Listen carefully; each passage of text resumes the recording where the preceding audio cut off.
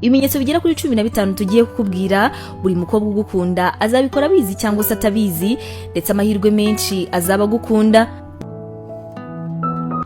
Ikimenyetso cya mbere cy'umukobwa ugukunda, atinya cyane kukureba mu maso. Iyo umukobwa gukunda ashobora kuba bizi cyangwa se atabizi, gusa yirinda ibintu byose byatuma muhuza amaso. Buri gihe aba yirinda ko muyakubitana akagira isoni nyinshi. Niyo yagize ibyago mugahuza amaso, ahita areba hirya ku kanya ku buryo nta masegonda n'atanu byamara. Iyo urebye hirya, umukobwa ugukunda akomeza kureba cyane, ariko wahindukira ngo umurebe agahita areba hirya. Iyo umukobwa agukunda kandi kenshi iyo muri kumwe afite isoni nyinshi, ndetse yabuze naho areba.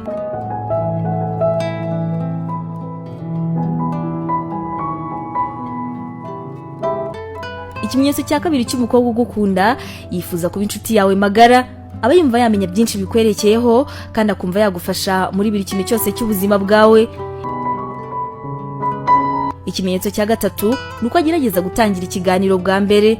Mu bushakashatsi bwakorewe mu bahungu 1000 bari mu rukundo mu gihugu cy'Ubwongereza, 888 muri bo byagaragaye ko abakobwa bakundana n'abo bahungu mbere yo gukundana kwabo, abo bakobwa bari barabandikiye ubutumwa cyangwa se bakabahamagara bavuga ko babikoze ku mpanuka batabishaka. Nyuma bamaze gukundana, abakobwa baje kubwiza abahungu kuri ko cyagiye babaga babuze aho bahera ngo bavugane, maze rero bagasanga kubandikira ari uburyo bwiza bwo guhita batangiza ikiganiro, bityo bagakomeza kuvugana.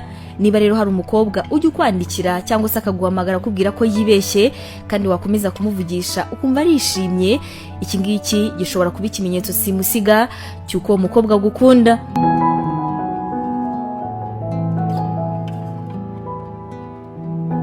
Ikimenyetso cya kane cy'umukobwa ugukunda, abashaka kugumana nawe umwanya munini cyane. Iyo umukobwa arimo kugukunda, ntabwo yita kuvuga ngo murahagana hehe, muri gukora iki cyangwa se afite izihe gahunda. Aguha umwanya we wose, ndetse kenshi ni wo mwibutsa gutaha.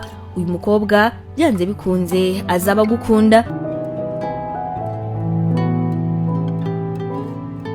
Ikimenyetso cya gatanu, niba umukobwa gukunda agerageza kukugisha inama.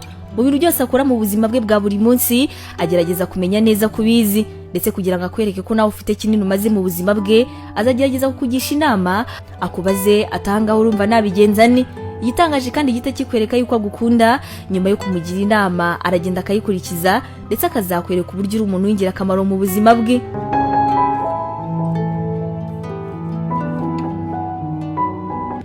Ikimenyetso cya gatandatu, akora uko ashoboye kose maze akagaragara neza imbere yawe. Nubwo abantu benshi atari ko babizi, bumva yuko abakobwa bambarira abahungu, ariko burya muri rusange abakobwa bambara kugira ngo umukobwa mugenzi wabo nabona ibintu yambaye aze kuza kubona yuko ari byiza. Abakobwa kenshi bakunda kwambara ibintu bigezweho, kandi ibintu bigezweho baba barabibonye kuri bagenzi babo. Bishimira cyane kubona umukobwa cyangwa se undi muntu wese bafata nk'umusirimu abonye bambaye neza cyane. Iyo umukobwa rero arimo kugukunda, ibyo byose ntabyitaho, ahubwo amenya amabara ukunda, akamenya niba ukunda amapantaro cyangwa se amakanzu, maze agakora uko ashoboye kose mukabasha kubonana yambaye neza imbere yawe. Ikimenyetso cya karindwi cy'umukobwa ugukunda, abashaka kumenya ibyo uri gutekereza mu rukundo. Nubona umukobwa akunda kukubwira byinshi byerekeye ubuzima bwe bw'urukundo, wenda nk'abantu bakundanye nawe, abantu se bamukunze akabanga, ahangana nawe abashaka yuko ugira icyo uvuga maze akakumenya. Nutangira kukivuga, uzabona ko bimuteye amatsiko cyane, akubaza ibibazo byinshi, ubone neza ko bitandukanye na bya bindi byo kwibariza. Uyu mukobwa byanze bikunze nawe azaba gukunda.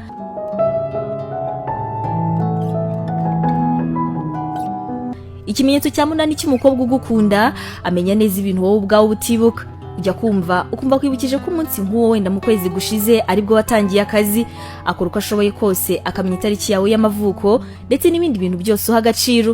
Iki ngiki ni ikimenyetso gikomeye cyane cy'uko umukobwa agukunda, kandi akaba yifuza yuko nawe wabimenya.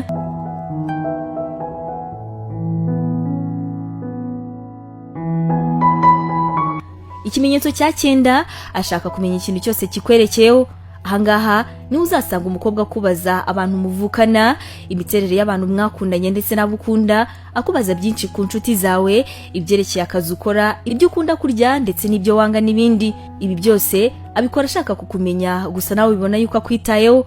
Uyu mukobwa byanze bikunze nawe azaba gukunda.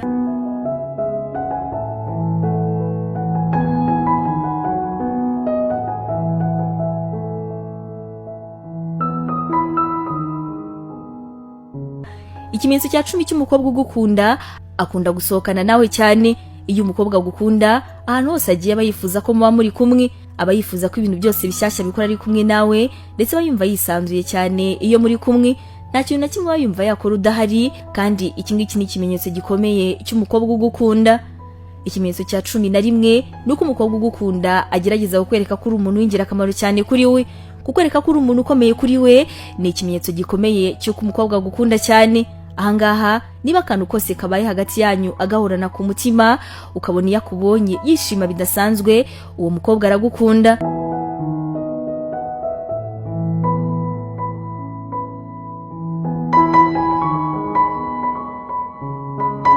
Ikimenyetso cya 12, umukobwa ugukunda inshuti ze zirakwishimira cyane. Nuhura n'inshuti z'umukobwa ugukunda, byanze bikunze ntuzaba utayibonye ko zari zikuzi. Kukumenya rero ni ikimenyetso cy'uko uwo mukobwa ahora akubwira inshuti ze, ndetse yewe abakobwa bagenzi be baba banabizi yuko agukunda. Ikimenyetso cya 13 cy'umukobwa ugukunda, aragufuhira cyane kandi mutarakundana. Gufuha ni ikimenyetso gikomeye cy'uko umuntu muri kumwe agukunda cyane. Niba ushaka kubibona yuko agufuhira, uzavuge ku wundi mukobwa umutaka maze urebe. Ashobora kutakurakarira cyangwa se ngakwereke yuko ababaye, ariko nyine mu maso nawe ubwawe uzabyibonera. Nubona umukobwa ari kugufuhira kandi nyamara wari uzi yuko muri inshuti bisanzwe, uzamenye yuko uyu mukobwa agukunda.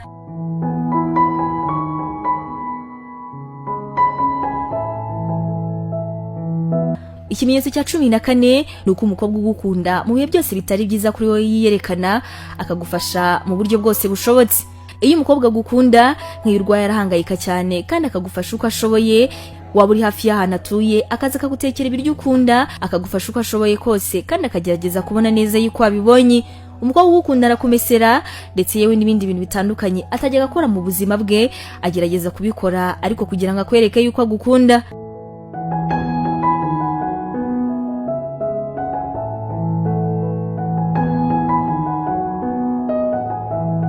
Ikimenyetso cya 15 cy'umukobwa ugukunda, nta gusaba ibya mirenge udatunze.